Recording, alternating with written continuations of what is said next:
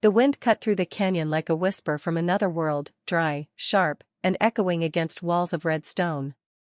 Dust swirled around his boots as Jack Rayner, a rancher from the edge of Arizona, tightened his grip on the rope he carried. The sun was already sinking, and the air shimmered with heat, but something, a sound, faint and desperate, had pulled him off his trail hours ago. It wasn't the kind of sound a man ignored. It was the cry of a horse. Jack stopped at the edge of the canyon, heart pounding. He could hear it again now, a strangled, guttural noise that rose and fell with panic. He peered down the steep incline and saw it, a wild Mustang, trapped halfway down the rocky wall. Its back leg was caught between two boulders, its flank smeared with dirt and blood. It kicked and strained, sending pebbles tumbling into the shadows below. Jack's breath caught. Wild Mustangs weren't uncommon out here, but they usually stayed far from people. This one had wandered too close, and now it was paying the price. "Easy there, boy," Jack murmured under his breath, scanning the slope. There was no clear path down, just a jagged drop and crumbling ledges. He glanced at the sky, the sun had dipped low, and the shadows were stretching long. If he waited until morning, the Mustang wouldn't survive the night. Coyotes would find it. Or it would break its own leg trying to get free. He swallowed hard. "All right then. Let's do this the hard way." He tied the end of his rope to a mesquite tree and began his slow descent, boots grinding against the sandstone. The canyon walls closed in, turning the air still and heavy.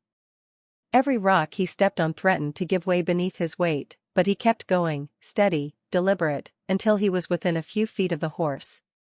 The Mustang's eyes were wild, huge, black, and full of fear. It tossed its head, snorting, muscles trembling with pain. Jack could feel its panic radiating through the air like static. Hey, easy," he whispered. "I'm not here to hurt you." He dropped to one knee, careful not to make sudden movements. The leg was wedged deep between the rocks, twisted at a painful angle. He reached for his pocketknife, hands shaking just enough to betray his nerves. Every time he moved closer, the horse jerked back, sending a sharp hiss of pain echoing through the canyon. Jack froze. He needed the horse to trust him, even for just a few minutes. He took off his hat slowly and set it on the ground. "You're tougher than me, I can tell," he said softly, voice calm and steady. "But we both know you won't make it alone." The Mustang's breathing slowed, still ragged, but less panicked. It blinked once, then twice, as if weighing whether to fight or listen. Jack reached forward and touched its neck. The skin twitched beneath his fingers, but it didn't pull away. "That's it," he murmured. "You and me, pal. Just hang on." He wedged the knife into the crack between the boulders, using it as leverage to widen the gap. His muscles screamed with effort, the stone biting into his hands. Finally, with one desperate shove, the rock gave way. The Mustang stumbled free, collapsing onto its side. Jack staggered back, panting. For a moment, the canyon was silent except for the sound of the horse's labored breathing. Then, slowly, the animal pushed itself up, testing its leg. It limped, but it was standing. Jack smiled. "You're free." The Mustang stared at him for a long, unbroken moment, eyes dark and deep as the desert night. Then it turned, kicked up a cloud of dust, and bolted up the canyon slope. Within seconds, it was gone, swallowed by the fading light. Jack stood there alone, chest heaving, dust settling around him like smoke. "Well," he muttered, rubbing his neck. "Guess that's my good deed for the decade." He climbed back up, the rope burning his palms. When he reached the top, he looked out over the endless horizon, orange sky bleeding into violet. Somewhere out there, a wild Mustang ran free again. He didn't know it yet, but that wasn't the last time he'd see it. Years passed, and life went on, or at least, Jack Rayner tried to convince himself it did. The canyon rescue faded into a story he told only when the whiskey ran deep and the nights turned long. The Mustang had run free, and Jack never saw it again. Sometimes, when the wind cut across the desert just right, he'd catch a sound. The faint echo of hooves, and wonder if it was that same horse. But out here, echoes played tricks on lonely men. He had more pressing things to worry about. His ranch had seen better days. The droughts hit harder every year, the bills piled higher, and most of the folks around had either sold their land or gone broke trying not to. Jack was too proud for that. He'd built this place from nothing but grit and sweat, and he'd be damned if he let the bank take it. Still, there were nights he sat on the porch, staring out at the dry horizon, feeling the weight of time pressing down on him. The corral stood empty now, no cattle, no horses, just silence and the sigh of wind. One evening, as the sun bled red into the mountains, Jack noticed something strange. Out near the ridge, where the land dipped into a dry creek bed, a shape moved. Big, graceful, fast. At first, he thought it was a trick of the light. But then it came closer, a stallion, tall and wild, coat gleaming like bronze even under the dying sun. Jack froze. It couldn't be. He stepped off the porch slowly, eyes narrowing. The horse stopped just beyond the fence, muscles rippling beneath its skin. Its mane whipped in the wind, and its eyes, dark, fierce, knowing, locked on him. Jack took a few cautious steps forward. "Well, I'll be damned," he whispered. "It's you." The stallion pawed the ground once, twice. Then it threw its head back and let out a cry that rolled across the desert like thunder. Jack's heart hammered. It wasn't fear, it was recognition. The same horse he'd freed years ago, now standing before him like a ghost from another lifetime. But something was different. The Mustang wasn't just wandering, it looked restless. Alert. It kept glancing back toward the canyon, then toward Jack, as if trying to say something. Jack frowned. "What's wrong, boy?" The horse whinnied sharply, then turned and bolted. But after running a short distance, it stopped, looked back, and stomped its hoof against the ground. It wanted him to follow. Jack hesitated. He was older now, slower. But something deep inside, the same instinct that had pushed him down that canyon years ago, told him this wasn't random. He saddled his old mule, grabbed his flashlight, and rode after the Mustang.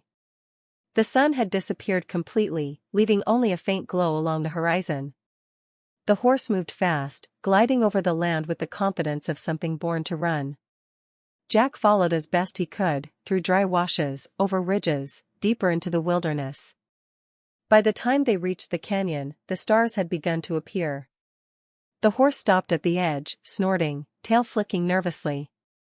Jack dismounted, breathing hard. "What is it, boy?" he asked softly. "Why'd you bring me here?" The Mustang turned its head toward the canyon floor, the same place Jack had found it trapped all those years ago. But this time, there was another sound rising from below. A faint voice. Human.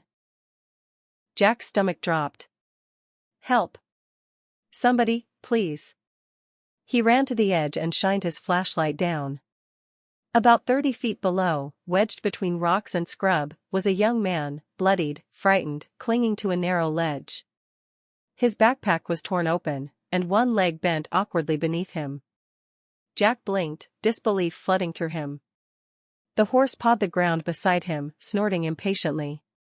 It hadn't just come back. It had brought him here. Jack's voice cracked as he shouted down, "Hang on. Don't move. I'm coming." He looked at the Mustang, heart pounding. "You stay close, you hear?" The horse snorted, lowering its head as if it understood. Jack tied his rope around a tree, the same tree he'd used years ago, and began his descent once more. His hands trembled as he worked, but his grip was sure. The years had aged him, but his resolve hadn't weakened one bit. When he finally reached the man, he could see the fear in the kid's eyes. "You're gonna be all right," Jack said, "boy steady. I've been here before." The boy nodded weakly. I thought I was done for." "Not tonight," Jack muttered. "Seems you had yourself a guardian angel." The Mustang's silhouette appeared above them, pacing the ridge, watching, waiting. Jack didn't know how, but he knew one thing for certain. The horse remembered. Jack's boots slid against the sandstone as he descended, his flashlight beam shaking with every step. His lungs burned, and his shoulders screamed from the rope strain. But he didn't stop. The boy's voice was weak now, fading in and out. The Mustang above them let out a sharp cry that echoed through the canyon, a sound halfway between warning and encouragement. "Keep talking to me, kid," Jack shouted over the wind. "You got a name?" "Tyler," came the faint reply. I was hiking. "I thought this trail went through," Jack grunted. "Canyon don't forgive mistakes, Tyler. But you're lucky as hell." How'd you find me?" Jack risked a small smile. "Funny story. I didn't." When he reached the ledge, he dropped to his knees beside the boy. Tyler couldn't have been more than 20, his face pale under the flashlight beam, his leg swollen, ankle twisted in a way that made Jack wince. The kid looked up at him like he couldn't quite believe someone had come. "Thought I was alone out here," he whispered. Jack shook his head. "Not tonight, son. You got company, and a damn smart horse." He checked the leg. Bad sprain, maybe a fracture, but nothing that couldn't heal. He unhooked a strap from his belt and wrapped it tight around the kid's thigh. "We'll have you out in no time." "Who are you?" Tyler asked through gritted teeth. Jack chuckled softly. "Just someone who owes that horse more than I can explain." He tied the rope under the boy's arms. The canyon walls glowed faintly under the moonlight now, a ghostly silver sheen spreading across the rock. Above, the Mustang's silhouette paced restlessly, its head tossing side to side, snorting at the darkness like it could sense danger moving closer. Jack tested the knot. "All right, Tyler. I'm gonna climb first, then pull you up slow. You keep your hands on that rope, no matter what. Got it?" Tyler nodded weakly. "Got it." Jack started the climb. His arms ached, the rope cutting into his palms, but he kept going. He'd done this before, once to save a Mustang, now because that Mustang had brought him back. Halfway up, the rope jerked suddenly. Jack froze. "Tyler?" Below, the boy groaned in pain. It slipped. The rope began to slide through Jack's hands. He braced himself, wrapping it around his forearm, feeling the fibers bite into his skin. "Hold on," he yelled. Above, the Mustang neighed, loud, sharp, urgent. Jack looked up just in time to see the horse backing up, muscles coiling. "No way," Jack whispered. "You wouldn't, but it did." The Mustang lunged forward, teeth gripping the rope that was anchored around the tree. It pulled, once, twice, 3 times, digging its hooves into the dirt with all its weight. The line went taut. Tyler's body jerked upward, the strain on the rope easing just enough for Jack to climb faster. He pulled with everything he had left. His body screamed, his vision blurred, but the horse above him didn't stop. Its hooves tore at the ground, its neck straining, muscles rippling in the moonlight. When Jack reached the top, he rolled onto his back, gasping for breath. The Mustang stood over him, chest heaving, nostrils flaring. For a second, their eyes met, a silent understanding that didn't need words. Then he turned to the rope and hauled Tyler the rest of the way up. The kid collapsed beside him, trembling but alive. Jack tore off his glove and pressed a hand to the boy's chest. "Still breathing. You did good, son." Tyler looked past him, eyes wide. "The horse, it pulled us?" Jack nodded slowly, glancing at the Mustang. "Yeah. Guess he figured he owed me one." The horse snorted softly, lowering its head. Jack reached out a trembling hand and brushed its muzzle. The fur was coarse but warm, and under his fingertips he could feel its heartbeat, steady, strong, alive. He smiled faintly.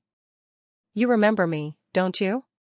The Mustang blinked once, then turned its gaze toward the canyon as if to say, "It's over now." Jack leaned against the tree, breathing hard. "You saved a life tonight, old friend." The horse exhaled sharply, then took a few steps back, staring at the two men for a long, quiet moment.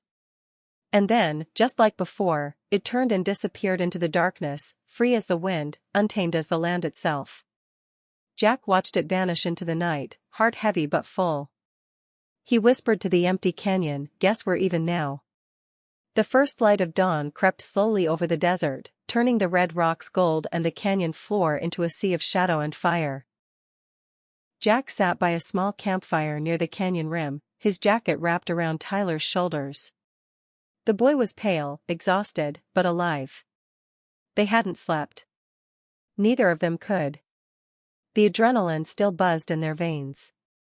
Every so often, Tyler would glance toward the ridge, as if expecting to see the Mustang standing there again, but the horizon was empty. "You're sure it was a wild horse?" Tyler asked quietly. Jack nodded, stirring the fire with a stick. "Wild as they come." "And you knew him?" Jack chuckled softly. "Let's just say we've been through a few things together." Tyler frowned, wincing as he shifted his injured leg. "That's unreal. Like something out of a story." Jack looked out toward the canyon, the morning wind tugging at his hat. "Yeah. Funny thing about stories, sometimes the truth's the part nobody believes." He could still feel the warmth of the Mustang's breath on his hand, still see the fire in those dark eyes. There'd been no fear in them, no hesitation, just trust. That was the kind of thing a man didn't forget. By the time rescue arrived, a pair of local rangers who'd picked up Tyler's emergency signal, the sun was high. They bandaged the boy's leg, asked their questions, and loaded him into the truck. When one of them turned to Jack and said, "How'd you find him, old man?" "You must have seen his light," Jack just smiled. "Not exactly," he said. "I just followed a friend." The ranger blinked. "Out here? You mean someone else saw him?" Jack looked out at the endless stretch of desert, the wind sweeping dust over the rocks. "Not someone. Something." They exchanged looks but didn't press. Nobody ever believed a story like that anyway. When the trucks pulled away, Jack was alone again. The land was quiet, save for the hum of cicadas and the low murmur of the breeze. He walked back to the edge of the canyon, the same spot he'd stood years ago, the same one where he'd cut that horse free, and looked down into the depths below. The earth had changed a little over time, rain carving new paths, rocks shifting. But the memory of that night was still there, clear as the air itself.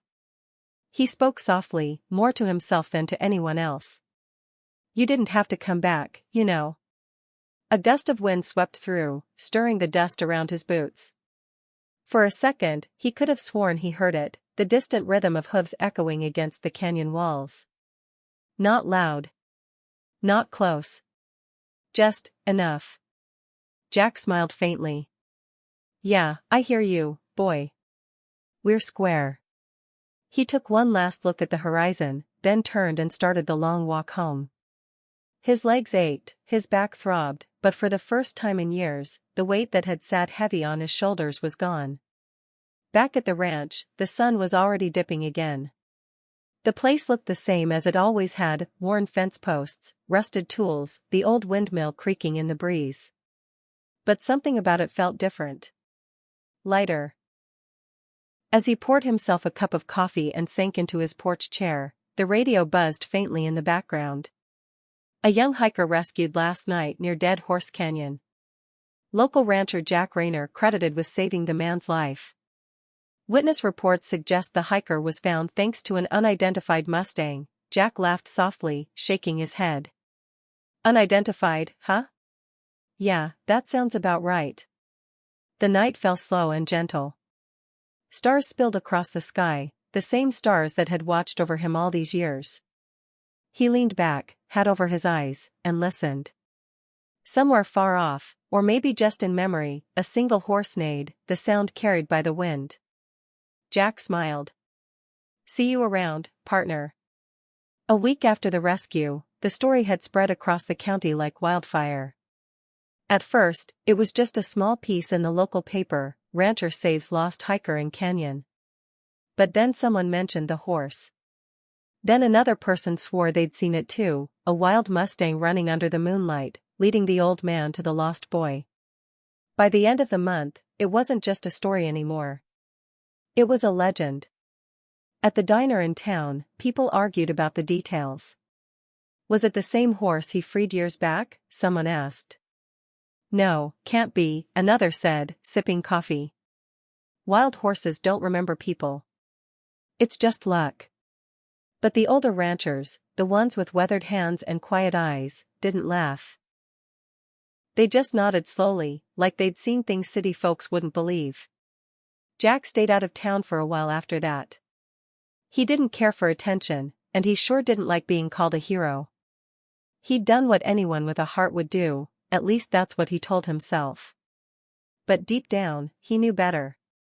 Some nights, he sat on the porch with a glass of bourbon and stared at the canyon. The moon would rise over it the same way it always had, pale, patient, timeless. And every now and then, he'd think he saw something move down there. A shadow that ran like wind. He started leaving a bucket of water out by the fence each night. Not for the coyotes, not for strays, but for one horse. And sometimes, in the morning, the water was gone. One night, he was half asleep in his chair when he heard the sound, soft, rhythmic, unmistakable. Hooves. He froze, holding his breath. The sound grew closer, steady and slow. Then a silhouette emerged at the edge of the fence, broad chest, wild mane, head held high. The Mustang. Jack didn't move. He didn't dare. The horse approached the water trough, drank quietly, and then turned its gaze toward the porch. The moonlight painted its coat silver, its breath visible in the cool air. Jack's throat tightened. You still don't like goodbyes, huh? The horse let out a low snort, not startled, not angry. Just aware. It stared at him for a long, still moment, and in that silence, everything they'd been through hung between them like smoke. Then it backed away, one step, then another, before turning and galloping into the open desert, its mane trailing like fire under the moon. Jack exhaled slowly, his chest aching in that familiar, bittersweet way. In the weeks that followed, more people started coming to him, journalists, tourists, photographers. Everyone wanted to hear the real story. But when they asked about the horse, he always gave the same answer: you can't own a miracle. Most of them didn't get it. They wanted facts, names, explanations. Jack just smiled and sent them on their way. But one day, a letter arrived. It was from Tyler. The kid had made a full recovery, and he was working on a piece for a nature magazine. He'd written, "I don't know if you believe in fate, Mr. Rayner, but I do now. If it weren't for you, and that horse, I'd be gone. I hope one day I can thank you both." Jack folded the letter and set it on the table beside his coffee mug. His eyes drifted to the old rope hanging by the door, the same one he'd used twice now in the canyon. He smiled faintly. "You already did, son," he murmured. That evening, as the sun sank over the horizon, he walked out to the fence again. The bucket was empty. A faint trail of hoofprints led off into the sand, glimmering faintly under the fading light. He tipped his hat and whispered, "Safe travels, old friend." By the time autumn rolled in, the whole county knew the story of the Mustang of Dead Horse Canyon. It was on local radio shows, in magazines, even in a short documentary some city folks made with drone shots and sentimental music. They called it a miracle in the desert. Jack hated that name. He didn't like miracles, and he sure didn't like attention. But somehow, everyone wanted a piece of the story, a soundbite, a picture, a quote. "Tell us about the horse, Mr. Rayner," they'd ask. "Was it really the same one you rescued years ago?" He'd just smile under his hat and say, "Some things ain't for telling." But one day, something came that stopped him cold. It was a package, delivered to his doorstep with no return address. Inside was a glossy magazine, American West Spirit. On the cover was a photo of the canyon at sunrise, and at the bottom corner, half hidden by the mist, the silhouette of a horse. Jack's heart skipped. He grabbed a magnifying glass and studied it closer. The photo had been taken recently, maybe just weeks ago. The horse stood near the same boulder where he'd found it trapped years before. Its posture was proud, its mane wild. But what caught Jack's eye wasn't the pose, it was the faint scar running along its hind leg. The same one he'd bandaged with his torn shirt that first night. "It's you," he whispered, his voice trembling. That night, he couldn't sleep. He walked out to the porch and stared at the stars. The desert stretched endlessly, silent and infinite. Somewhere out there, that horse was still running, alive, untamed, free. And that thought brought him more peace than he'd felt in years. A week later, the mayor of the nearest town invited him to a local heritage festival. "We're honoring real people who make a difference," the letter said. "You and your Mustang are part of our town's legacy now." Jack nearly laughed. Legacy. He wasn't the type to give speeches or stand under spotlights. But something about the invitation tugged at him, maybe it was time to face the story that had grown beyond him. When the day came, the small town square was buzzing. Banners hung from lampposts, and kids ran around wearing cowboy hats too big for their heads. On a small wooden stage, the announcer's voice echoed through the speakers, "Please welcome Mr. Jack Rayner, the man who freed a wild Mustang and found a miracle in return." The crowd applauded, cheering as Jack stepped up to the microphone. He looked uncomfortable, adjusting his hat, glancing toward the edge of the crowd where the open desert shimmered in the distance. He cleared his throat. "Well," he began, voice gravelly. "I reckon I don't know much about miracles. But I do know this, sometimes you help something that can't thank you right away. You just do it because it's the right thing." The crowd went quiet. Even the wind seemed to pause. "And if you're real lucky," he continued, "you get to see that kindness come back around. Not 'cause you asked for it, but 'cause that's how the world keeps itself honest." People clapped, some even wiping tears. But Jack's eyes weren't on them. He was staring past the crowd, out toward the desert. For a moment, he thought he saw it again. A shape moving just beyond the shimmer of heat, the unmistakable outline of a horse standing tall against the horizon. He blinked. It was gone. But a smile tugged at his lips. After the festival, a local photographer stopped him. "Sir, we're putting together a memorial display for next year. Could we take your picture? Just you, and maybe that old rope of yours?" Jack hesitated, then nodded. "Sure. Rope's in the barn." The photo ended up framed in the local museum a month later, Jack standing by the fence, his hat low, his hand resting on the old rope. Behind him, the canyon stretched wide and silent. It looked like any other picture of an old rancher, except for one small thing. In the far distance, barely visible, a shadow shaped like a horse could be seen mid-run, blurred but unmistakable. And somehow, that little shadow made the whole picture feel alive. The years rolled on, slow and steady, the way they always do for men who live close to the land. Jack grew older, quieter. The days bled together into a rhythm: feed the few cattle he still kept, mend the fence, sit on the porch when the sun went down. The desert didn't change, not really.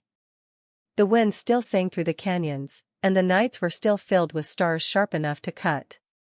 But sometimes, when he looked out across the open land, he thought he saw movement. A shape against the far hills, a flicker of mane in the dying light. He'd smile, tip his hat, and whisper, "Still keeping an eye on me, huh?" He never tried to chase it. Some things were meant to stay wild. One winter afternoon, a truck pulled up the long dirt road leading to the ranch. Jack squinted through the dust as a tall man stepped out, broad-shouldered, early 30s, wearing a leather jacket and carrying a camera bag. "Mr. Rayner?" the man called. Jack frowned, pushing himself up from his chair. "Who's a skin?" The man grinned. Tyler. Tyler Mason. Don't know if you remember me." Jack blinked, then laughed softly. "Kid, I pulled you out of a canyon. Hard to forget a thing like that." Tyler laughed too, walking up and shaking his hand. "You saved my life. Been trying to come back ever since. I'm working on a documentary now, about real stories from the heartland. Thought maybe it was time I told yours." Jack sighed, looking out at the horizon. Ain't much of a story. Just a horse and a fool who couldn't mind his own business. Tyler smiled. That's what makes it worth telling. They sat on the porch as the sun began to dip, painting the sky in pink and gold. Tyler set his camera on the table but didn't turn it on yet. I've been chasing wild Mustangs out near Dead Horse Canyon for weeks, he said. You wouldn't believe it, there's one out there, bigger than the rest, with a scar on its leg. Jack's eyes softened. Still runnin', huh? Tyler nodded. And get this, the rangers say it always stays near the ridge, like it's guarding something. The old rancher chuckled quietly. Maybe it's guarding a memory. They sat in silence for a long moment, the kind of silence that didn't need filling. The wind brushed across the porch, carrying the faint scent of sage and dust. Tyler finally broke the quiet. You ever think of going back out there? One last ride? Jack's gaze drifted to the old saddle hanging on the fence. The leather was cracked, the stirrups rusted. Every day, he said softly. But some roads, they're meant to be ridden in memory, not in person. Tyler looked at him for a long time, then nodded. I get that.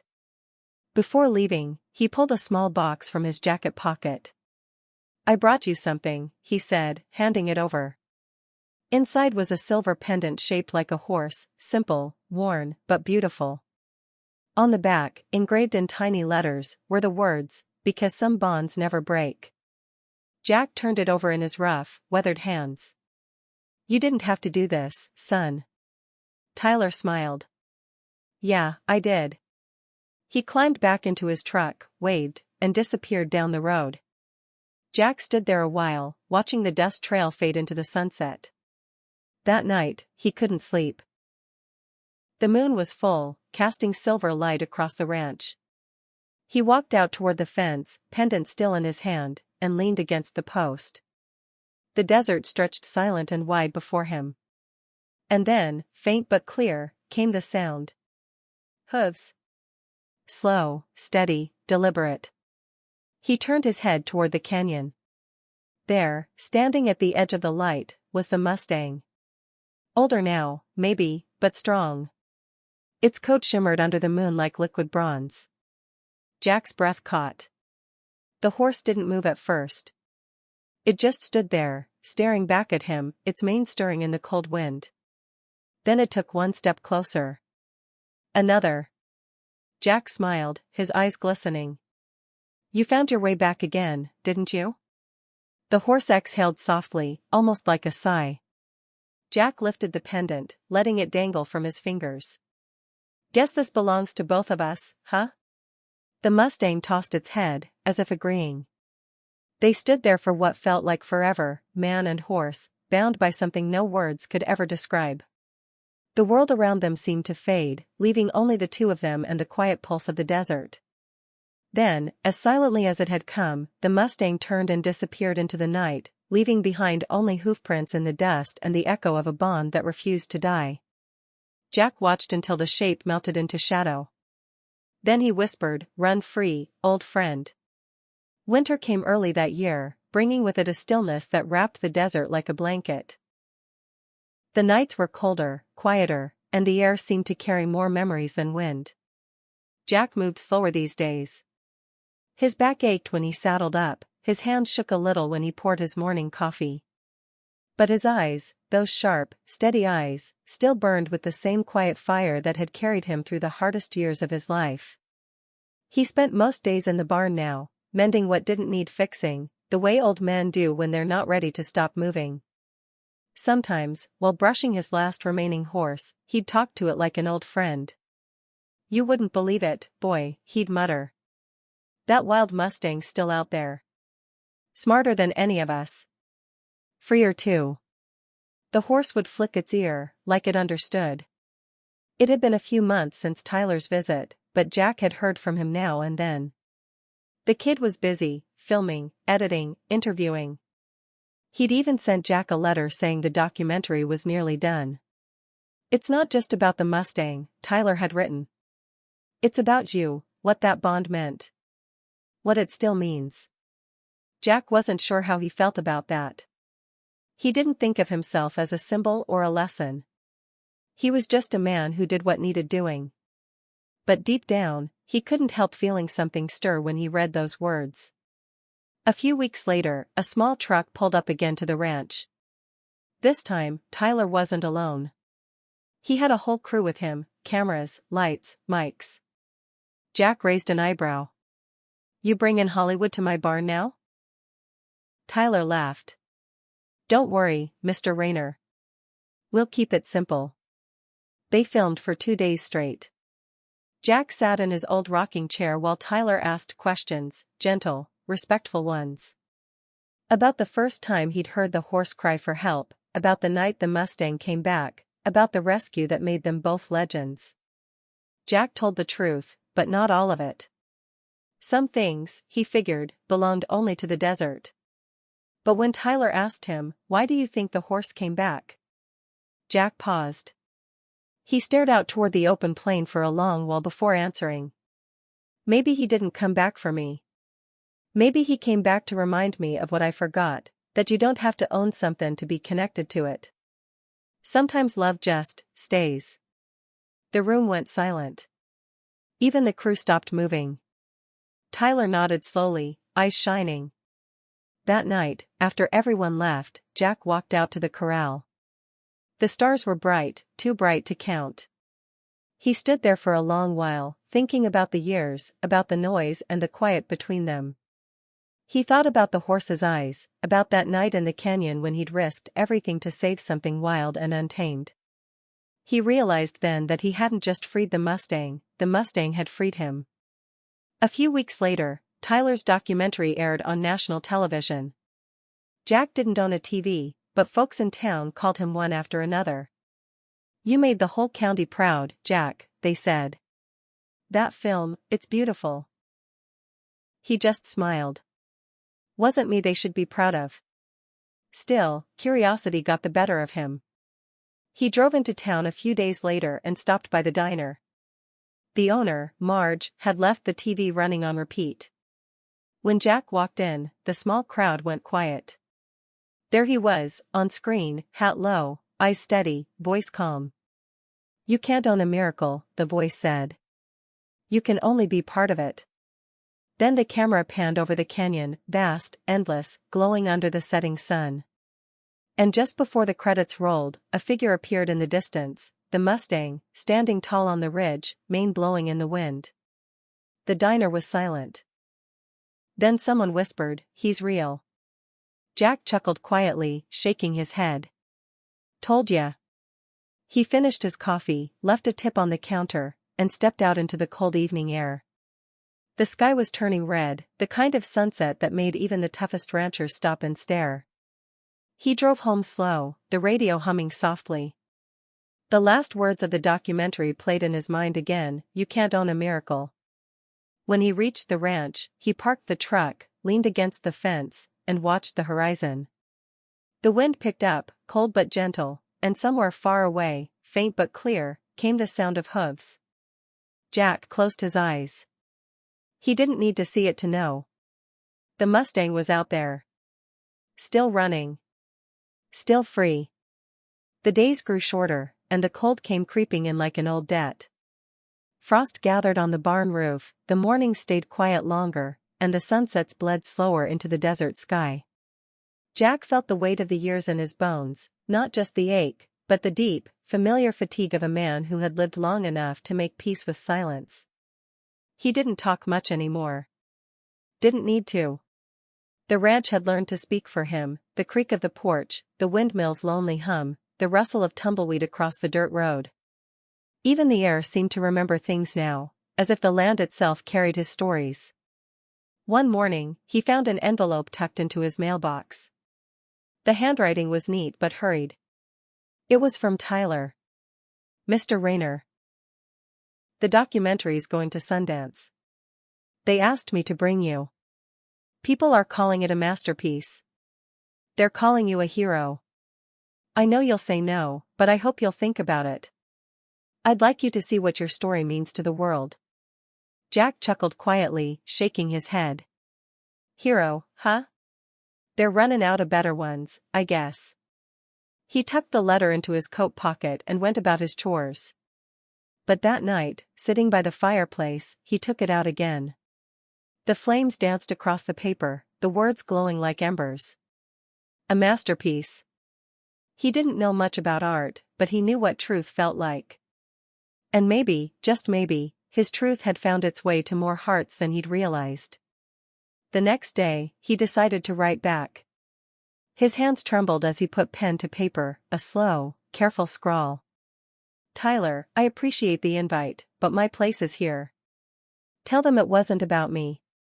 It was about what we owe each other, man and nature alike. Don't ever let them forget that. He folded the letter, slipped it into an envelope, and placed it on the porch railing for the mail truck. Then he sat down with his coffee, staring out at the frost-kissed fields. That afternoon, clouds began to gather over the canyon. The air grew heavy, cold, and still.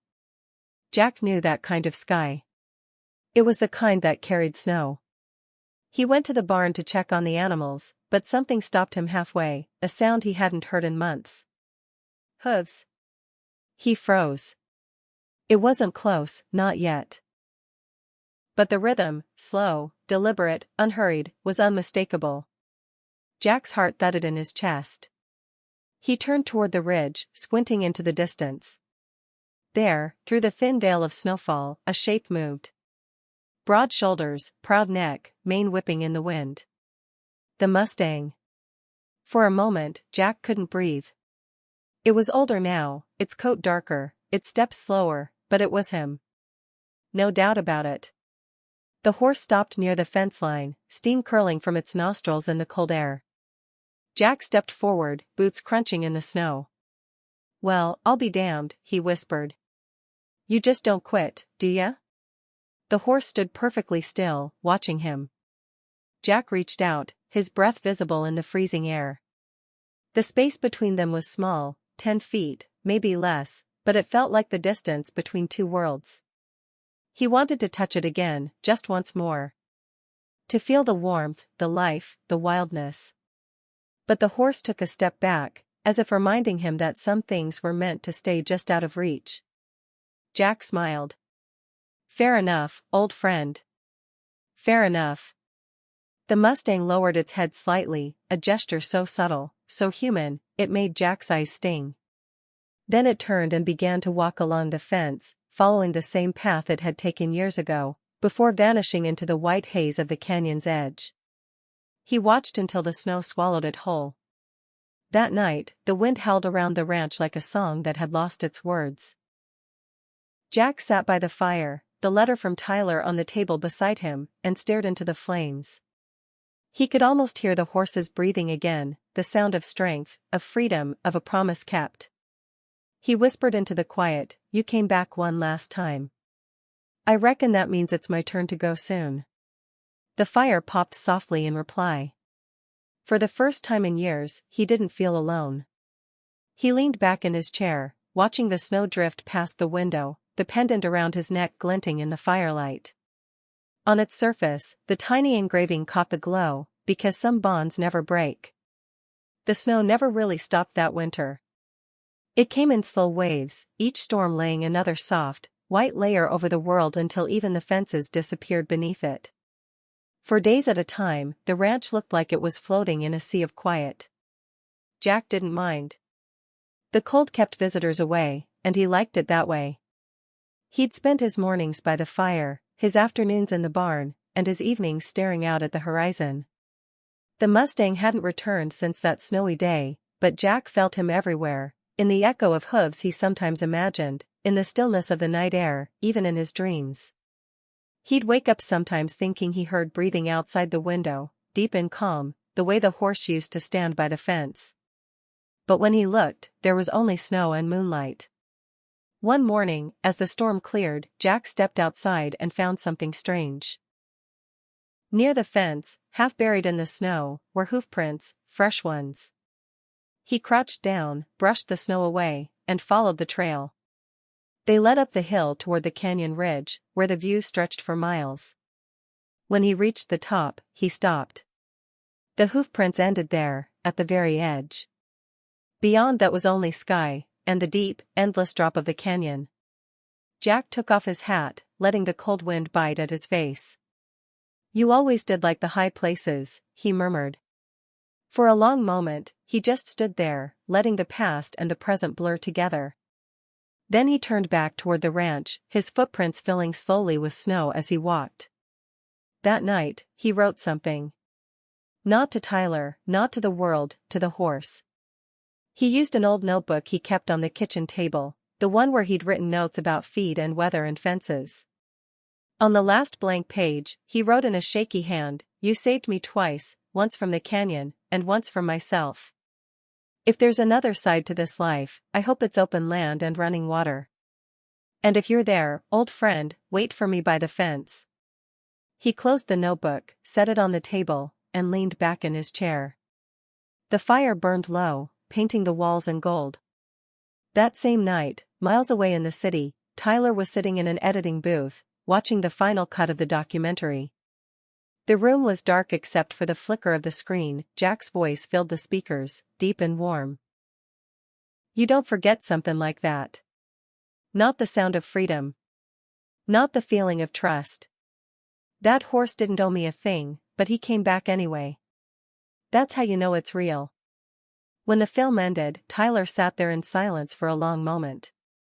Then, almost without thinking, he reached for his phone. He was going to call Jack, just to tell him that people were crying watching his story, that the movie was being praised for its soul, not its style. But before he could dial, his screen lit up. A message. It was from Marge, the diner owner back in town. "Tyler, I'm so sorry to tell you this. Jack Rayner passed away last night. Peaceful, in his chair by the fire. They say he looked like he was dreaming." Tyler froze. The words didn't sink in at first. He read them again, slower, his throat tightening. He didn't answer. He just sat there, staring at the glowing phone screen until the tears came. The next morning, he drove straight back to the ranch. Snow still clung to the fence posts, the air crisp and still. The house was quiet, too quiet. He stepped inside and found the notebook on the table, still open to that last page. The handwriting was shaky but strong. He read the words once, then twice, and finally closed the notebook, pressing it to his chest. When he stepped outside, the sky had turned a deep, burning orange. The snow glittered in the light, and a soft wind moved through the valley. Tyler looked out across the field. And there, far off near the canyon, stood a single horse. It was motionless, head lifted high, mane shining in the sun. Tyler blinked hard. The image shimmered like heat rising from the sand, too real to be a dream, too impossible to be real. He whispered, "Jack." The horse let out a long, low neigh that rolled across the empty land like a farewell. Then it turned, galloped toward the horizon, and disappeared behind the ridge. Tyler stood there for a long time, his breath fogging in the cold air, tears stinging his eyes. Then, slowly, he whispered the words Jack had once said, "You can't own a miracle, you can only be part of it."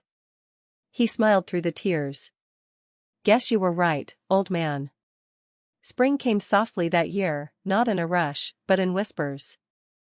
The snow melted slow, feeding the thirsty earth until the desert bloomed again.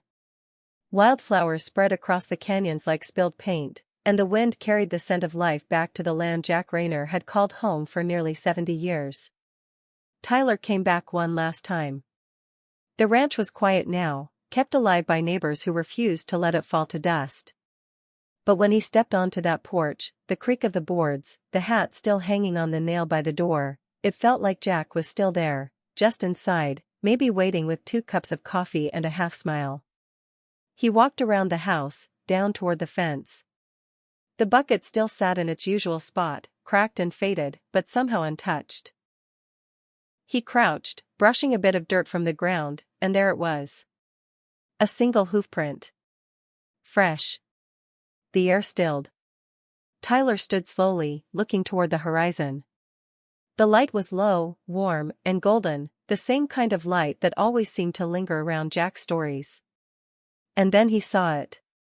At the ridge, standing tall against the burning sky, was the Mustang. Not a dream. Not a trick of memory. Real. Its mane rippled in the wind, its coat catching fire in the sunlight. And as Tyler watched, it lifted its head, proud, unbroken, eternal, and let out a single, echoing cry that rolled through the valley like thunder. Every horse in the nearby fields answered back. Tyler's eyes filled, his chest tight. He whispered, "He's gone, old boy." "But you already knew that, didn't you?" The horse stood for another long moment, the sun sinking behind it, and in that light, for the briefest heartbeat, Tyler swore he saw something else. Another figure beside the horse. A man, hat tipped low, hand resting gently on its neck. Both of them turned toward the horizon, the wind curling through their silhouettes like gold dust. Then, with the final breath of day, they faded into the light. Tyler stood there long after the sun was gone, the world around him glowing blue and quiet. He pulled from his coat pocket a small tin box, the one Jack had left him, and opened it. Inside was the silver pendant, the one that read, "Because some bonds never break." He hung it on the fence post, right where Jack used to lean every evening. The metal caught the last trace of sunlight and shimmered, faint but steady. "Goodbye, partner," Tyler whispered. "You earned your freedom too." The wind picked up, brushing through the grass, and somewhere far away, maybe in the canyon, maybe in the sky, came the faint rhythm of hooves. One horse. Then two. Running together. And in that sound was everything Jack had ever believed, that kindness lives longer than memory, that loyalty never fades, and that somewhere beyond the dust and the years, every good soul finds its way home. He freed a wild Mustang trapped in a canyon, and in the end that horse freed him.